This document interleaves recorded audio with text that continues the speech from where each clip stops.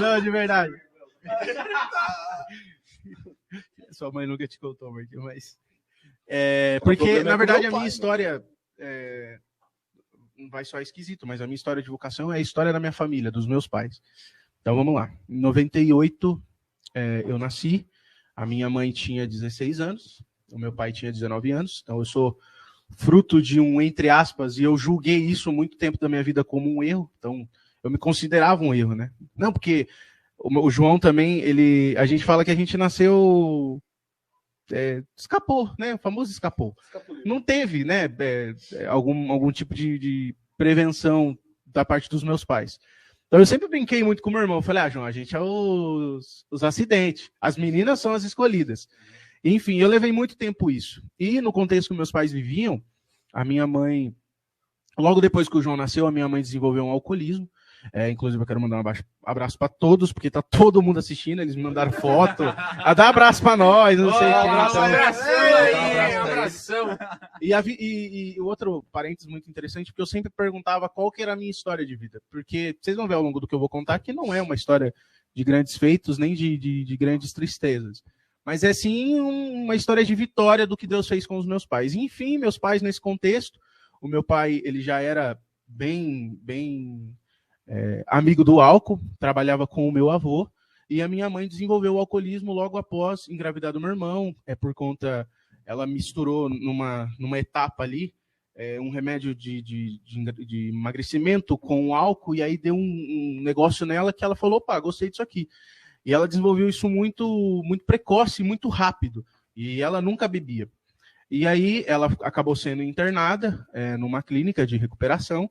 Então, meu pai, eu, meu irmão, a gente ficou ali um certo período de tempo sem a minha mãe e tal. Foi uma grande tristeza para minha família, para a família da minha avó, para a parte de mãe da parte da minha mãe. E aí, meus pais acabaram se chocando com Deus, né? Meu pai sempre fala isso, e é muito engraçado para aqueles que conhecem meu pai, como ele conta isso. Ele falou, tive uma trombada com Deus. Não foi um encontro. E quem vê o tamanho do meu pai, para alguém trombar... Acho que Deus primeiro caiu, falou, levanta aqui, Gersão, agora eu vou te...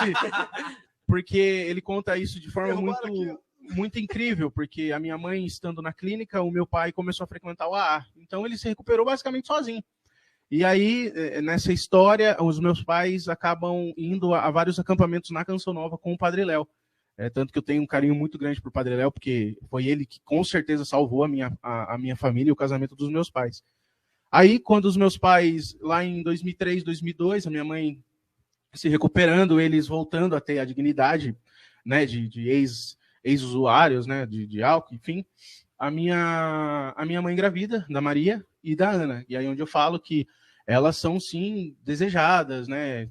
Eu sempre taxei isso com esse nome, mas nunca foi assim. Todo filho é desejado. Eu fui desejado muito por Deus. Eu acredito assim.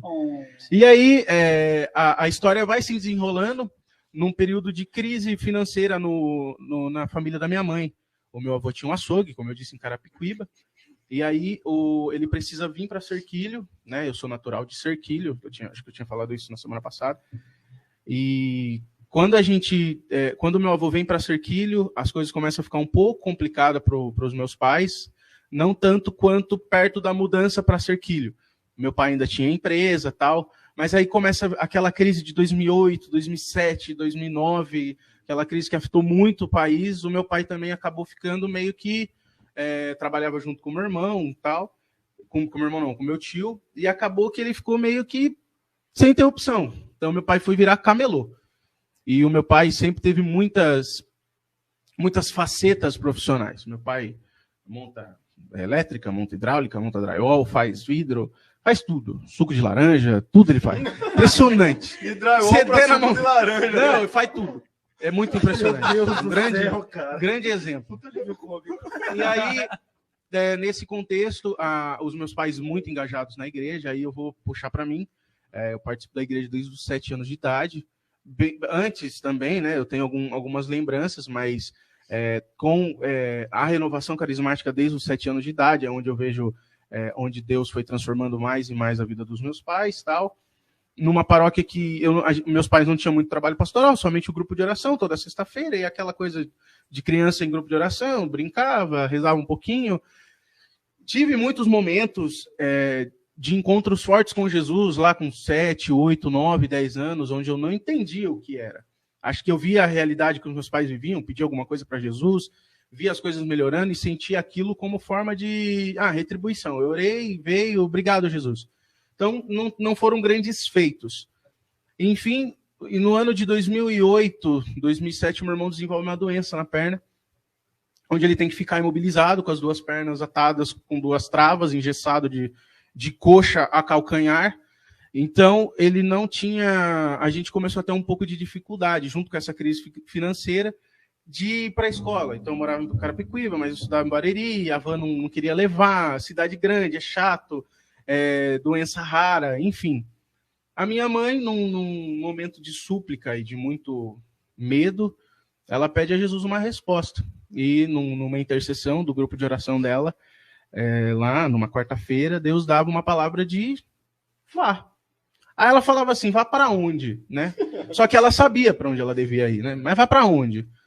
E aí ela conta, a gente, até esses dias nas férias, a gente se reuniu, nós 6, e a gente sempre gosta de reviver essas histórias, né? Eu acho que é muito importante para mim, para o meu irmão, para as minhas irmãs, saberem de onde a gente veio. E ter sempre isso muito vivo. Porque é muito triste quando as famílias não têm a sua história verdadeira para contar e fica em volta de tabus. Não, por que a gente veio para Serquilho? Ah, não, porque lá o clima não era legal. Não, não é assim. Teve crise financeira, seu pai aconteceu isso. Então, a minha família, o meu pai, principalmente, sempre teve essa transparência de não criar tabu em nada pra gente. Então, sempre foi tudo muito às claras. E aí, o meu pai conta, ela também conta, eles estavam fazendo um piso na casa da minha avó, o meu pai agachado assim, batendo os pisos, ele e meu tio, como eu disse, eles faziam de tudo, concreto, enfim. Ela chega pro meu pai e fala assim, Gerson, a gente vai para Serquilho. Aí, tá bom, eu queria mesmo ir esse final de semana, né, gostoso, passar... Não, você não tá entendendo. A gente vai embora para Serquilho, a gente vai morar em Serquilho. E ali, em uma semana, a vida da minha mãe e do meu pai virou de ponta cabeça. O meu pai, como eu disse, camelou. E ela não suportava isso, né? Ela falava assim, o senhor honrou tanto o meu marido até agora. Como que ele passa por essa... Não que seja vergonha, né, gente? Ser um camelô, mas a minha mãe via muito potencial. E aqui uma história que ela contava, que quando o meu pai... Meu pai tinha a vida dele antes do uso. Meu pai sempre trabalhou muito desde novo. Então, ele meio que bancou a família dele muito tempo, com cesta básica, ele fez Senai, do Senai vem empresa, da empresa vem altos cargos de trabalho, tal. Então ele sempre foi esse adolescente que ajudou muito. E minha mãe, pelo contrário, ela sempre foi muito mimada, ela era caçula, meus avós são bem mais velhos, tal. O meu avô, inclusive, é falecido, pai da minha mãe.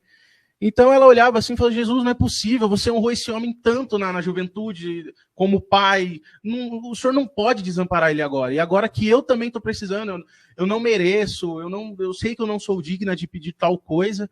E aí é onde dá esse estalo, obviamente a gente vai embora para Serquilho.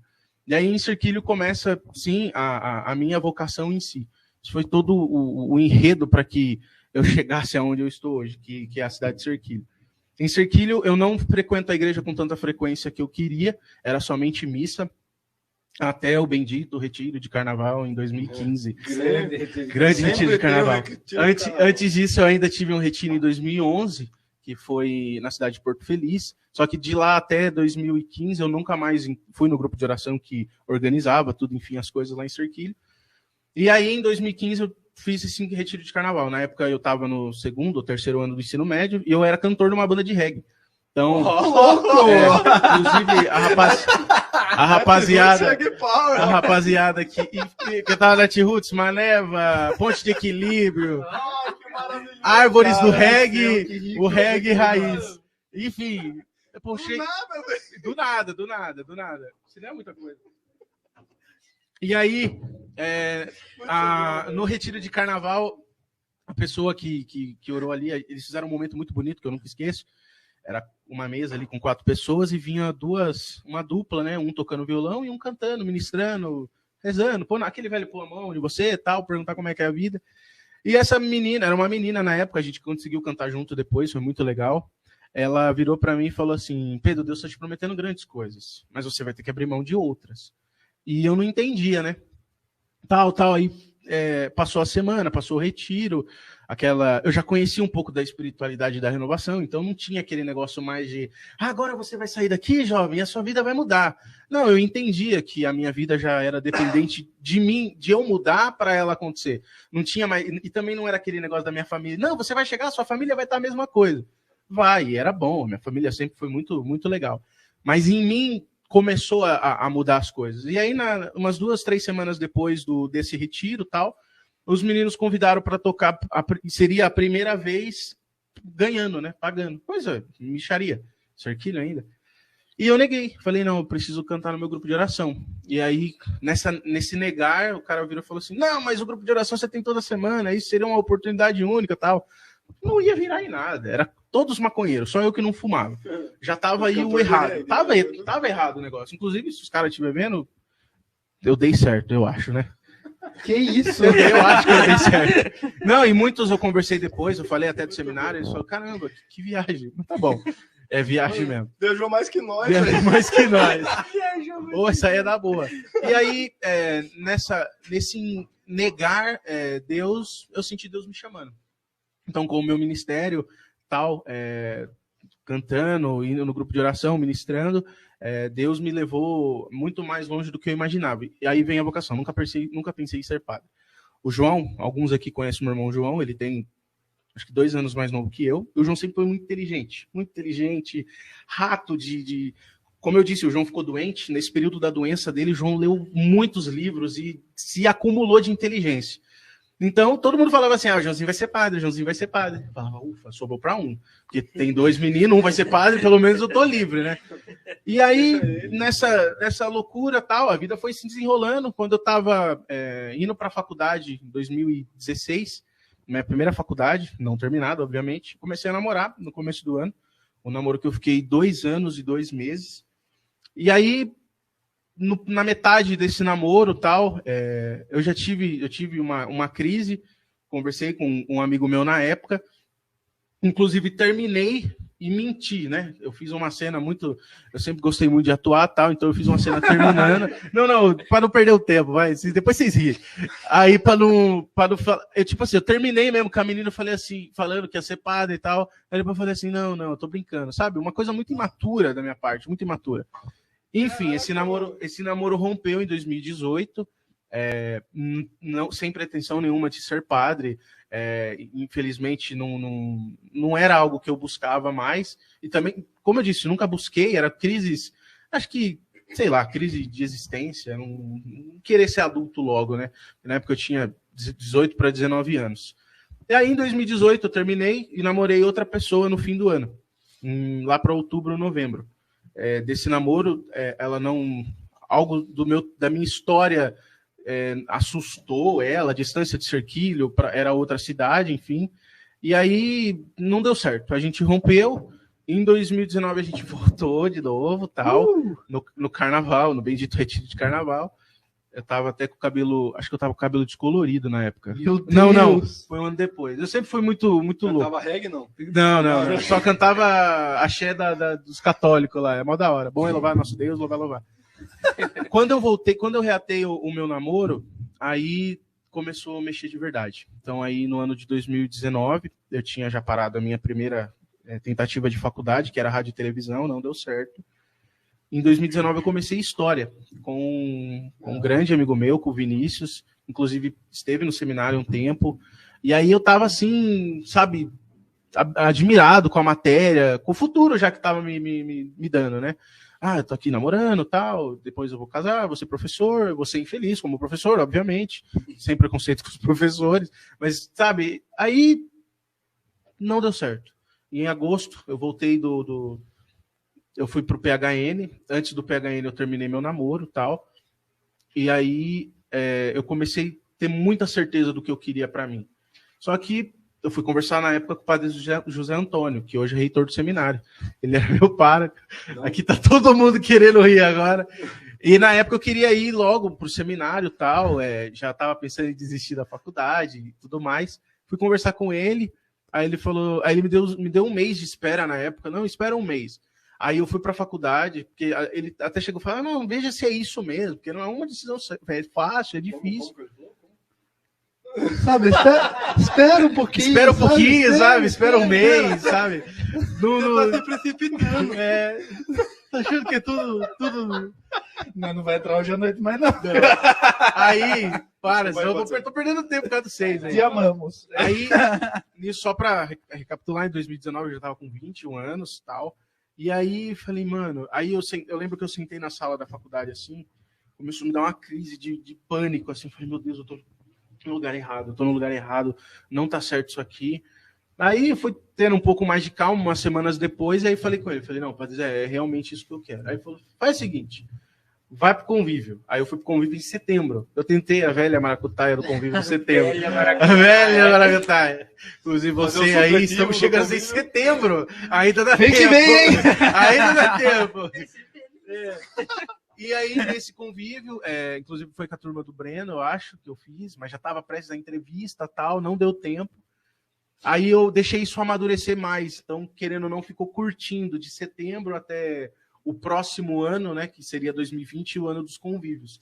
Então, com mais certeza, mais amadurecido, mas com muito medo e tal, eu fui deixando que isso entrasse em mim. E o meu grande boom com Jesus, que foi o que o Marquinho conversou sobre a adoração que ele viveu, eu tive a oportunidade de ir numa missão com a Renovação Carismática no Ministério Jovem, que é a Jesus no Litoral, onde a gente ficou 10 dias na praia. E nessa missão, no último dia do ano, no dia 31, a gente tem uma adoração de virada de ano. E foi o momento que eu falei assim, Senhor, ou é agora ou não é agora. Já falava com todos os missionários, falei, não, eu estou pensando em entrar para o seminário e tal. Mas aí na hora que ficou eu e Jesus ali naquela virada de ano, na hora que o pessoal falou, é ano novo, é 2020, eu sinto que Deus virou também em mim algo. E foi muito incrível.